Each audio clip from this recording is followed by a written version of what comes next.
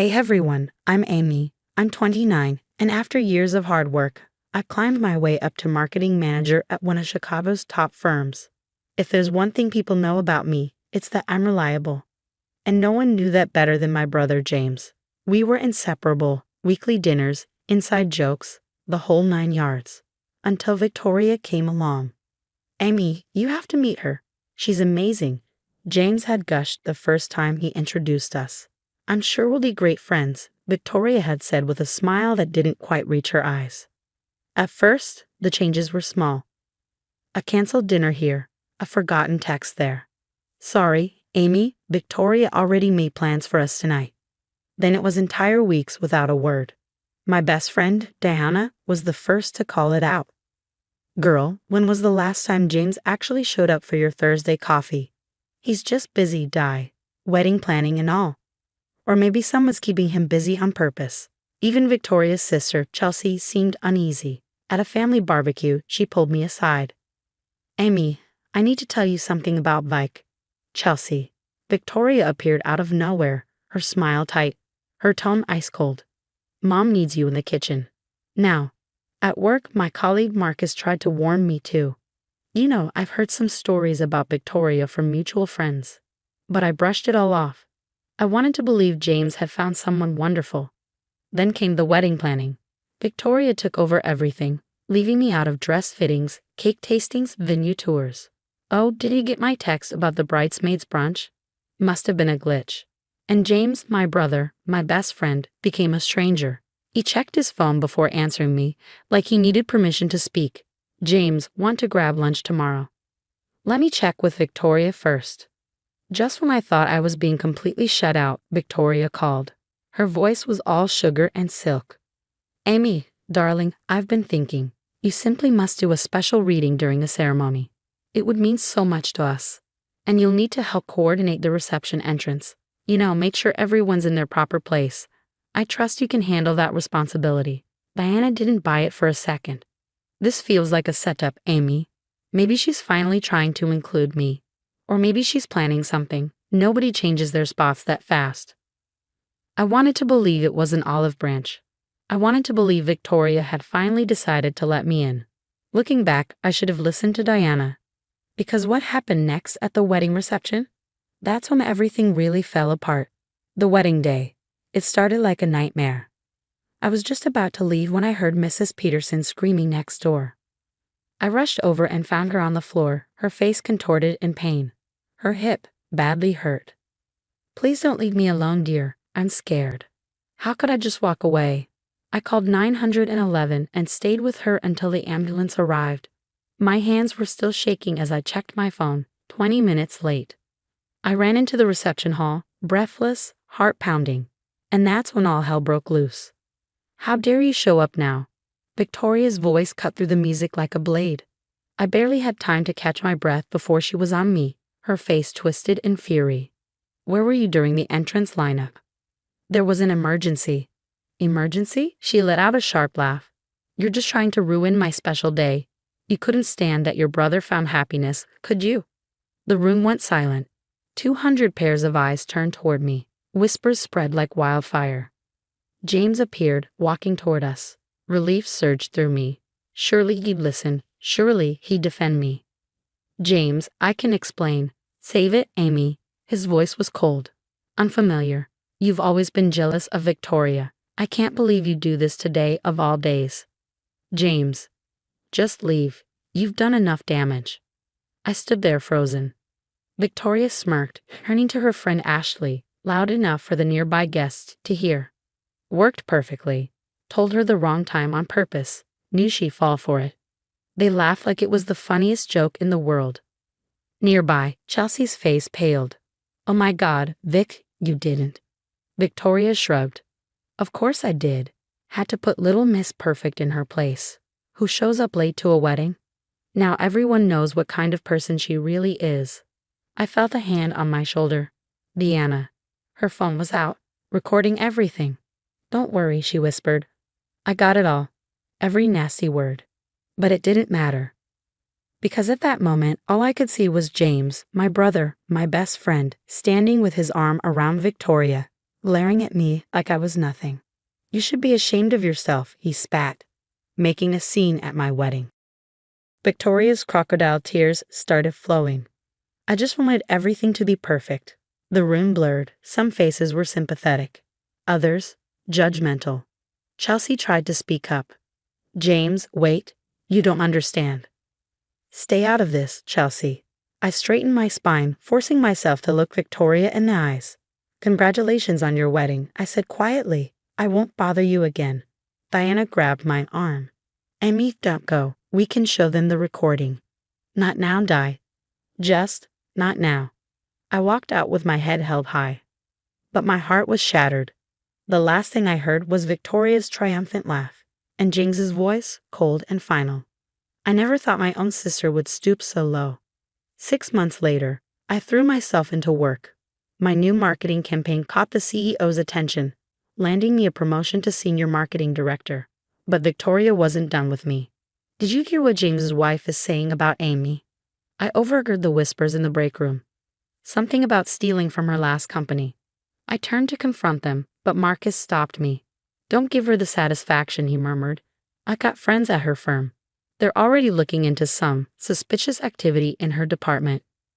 Meanwhile, Chelsea started sending me screenshots. Chelsea, Mom and Dad can't come for Christmas anymore. James, in a recording, we always spend it together. Victoria, they criticized my cooking last time. Besides, I already promised my family we'd go to their place. Chelsea, texting me. That's not what happened at all. She told her parents you and James wanted space from them. Then Diana dug deeper. Diana. Emmy, your parents called. Victoria told them you were too busy for their anniversary dinner. Me? What? I never. Diana? Exactly. I've got 10 more examples of her lying about conversations that never happened. And then, the breaking point. Chelsea called me, crying. She screamed at Mom. She choked out. Mom brought over soup when James was sick. Victoria said she was undermining her as a wife. James finally saw it. James, in the background, shocked. Did you make my mother cry? Victoria, she's suffocating us. Always dropping by unannounced. Chelsea, she called first. You said it was fine. Victoria, oh, so now you're taking their side? Just like your ungrateful sister. James, leave Amy out of this. It was a crack, a small one, but a crack nonetheless, and the truth kept unraveling. Marcus stopped by my office. Remember those friends at Victoria's company? They found something big. She's been funneling client payments into a personal account. Diana added another piece to the puzzle. I talked to their wedding vendors. She didn't just mess with your timeline. She did it to half the wedding party. I have emails proving she created chaos on purpose, to play the victim. Then came Chelsea's latest message. Chelsea, James found Victoria's burner phone. She's been texting herself, pretending to be different family members, starting drama. And another.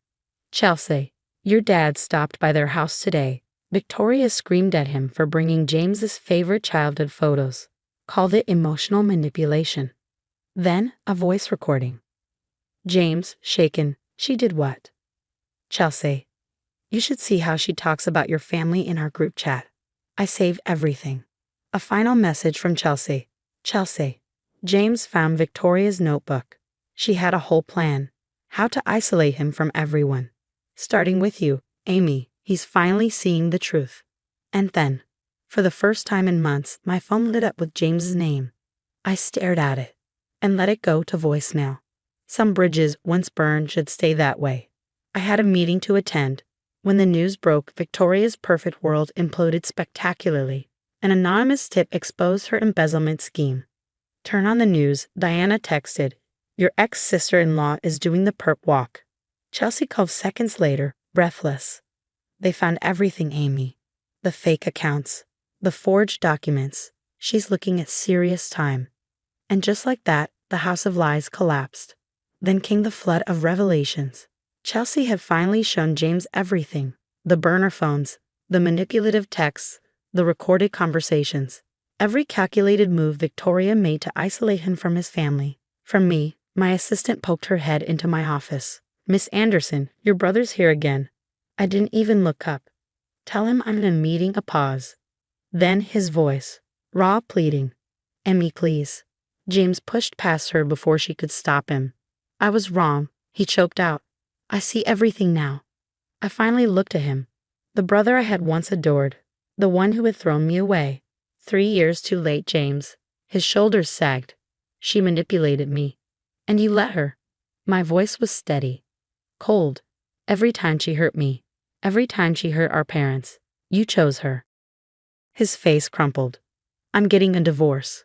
Please, you're my sister. I shook my head. No, James. I was your sister. Now, I'm just someone you used to know. The fallout was swift.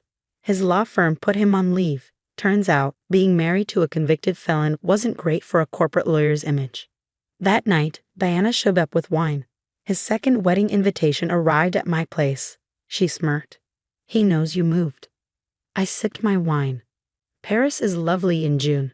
And just like that, I booked our flights. Victoria's sentencing came and went. 5 years for embezzlement. James filed for divorce before she even made bail, Chelsea told me. I barely reacted. By then, I had moved on. My housewarming party was filled with real friends. No toxic family allowed. Marcus brought his famous lasagna. To Amy's promotion to VP of Marketing, he toasted. And to Karma, Diana added. My phone buzzed. Another text from James. I'm getting married again. Sarah's different. She'd love to meet you. I clicked delete and raised my glass. You sure about skipping his wedding? Diana asked.